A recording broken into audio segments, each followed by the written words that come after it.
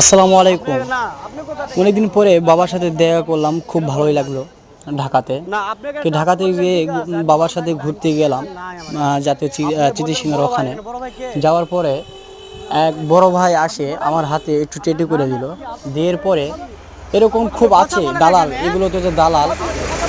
আবার আমার থেকে টাকা পয়সা চালো, আমি টাকা দিব না। 200 টাকা চাইছে আমার থেকে, হাতে একটা লিখে দিয়ে। দেওয়ার পরে আমাকে বলে, এই কথাই বলে, আমাকে টাকা দাও না, তোমাকে যাতে দিব না। অনেক ধাক্কাধাক্কি ওখানে হয়ে গেল জাতীয় সঙ্গীতদের সবার সামনে, এবং প্রচুর মানুষ আসলো ওখানে, হাজারো মানুষ ছিল ওখানে। সে কেউ কোনো কথা বলল না, অথচ আমার সাথে খুব জুলুম করলো ওখানে।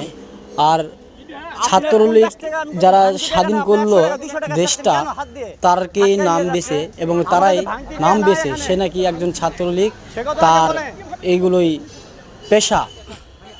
অনেকক্ষণ পরে তার অনেক যাচাই করে, অনেক বড় ভাইরা 4-5 জন তারা ছিল, একটা